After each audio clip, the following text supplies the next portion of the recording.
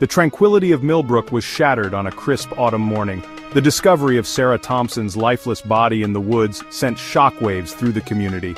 Gone was the idyllic charm, replaced by fear and suspicion. Sarah, a beloved teacher at the local elementary school, had become another statistic, another victim of a world seemingly losing its grip. The news spread like wildfire, igniting whispers and speculation. How could this happen here? In their safe haven? Fear wormed its way into the hearts of Millbrook's residents. The once familiar faces of neighbors now held an unsettling air of uncertainty. The community, once a tapestry woven with trust and camaraderie, was now unraveling at the seams. Sarah's murder had exposed a darkness that sent chills down their spines. It was a stark reminder that evil could lurk even in the most unsuspecting corners of the world. Gone were the days of unlocked doors and carefree laughter. In their place, a chilling question lingered in the air. If it could happen to Sarah, could it happen to any one of them? Detective Michael Carter, a seasoned investigator known for his sharp instincts and unwavering determination, was assigned to the case. The weight of the town's expectations rested heavily on his shoulders. He vowed to bring Sarah's killer to justice, no matter the cost.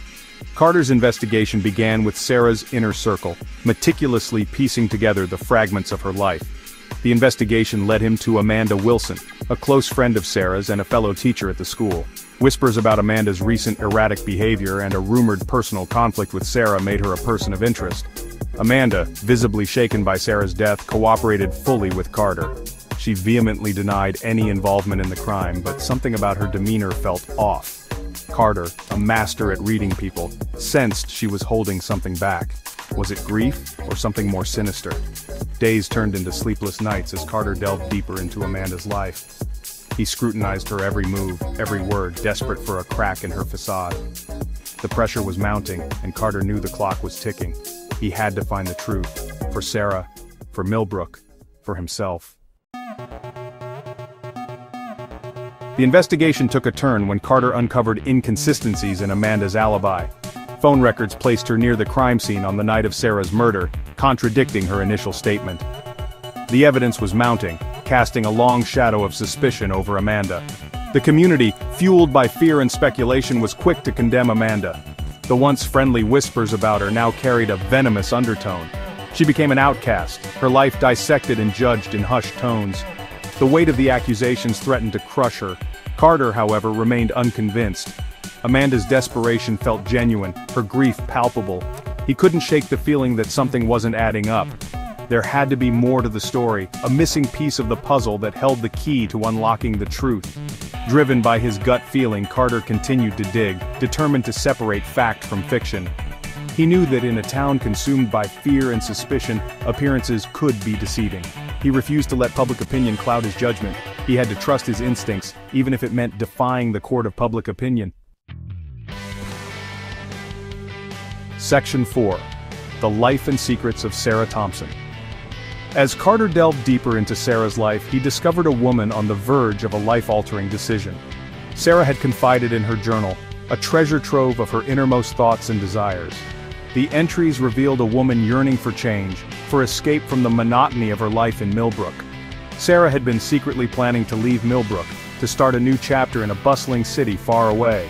She had even accepted a job offer, a one-way ticket to a life she craved. But her dreams were brutally cut short, her future stolen on a cold autumn night. The more Carter learned about Sarah, the more determined he became to find her killer. She wasn't just a case file, a name in a report. She was a woman with hopes, dreams, and a future that was tragically ripped away. He owed it to her memory to bring her killer to justice. Carter's investigation took an unexpected turn when he discovered a series of cryptic text messages on Sarah's phone. The messages, sent from an unknown number, were filled with veiled threats and demands. It became clear that Sarah had been living in fear, her life entangled with someone who wished her harm. Section 5. Unmasking the Devil in Disguise. The mysterious text messages led Carter to Robert Wilson, Amanda's husband. Robert, a respected businessman and pillar of the community, had meticulously crafted a facade of respectability. Beneath the surface, however, lurked a web of deceit and darkness. It turned out that Robert and Sarah had been engaged in a secret affair, a dangerous liaison fueled by passion and forbidden desire.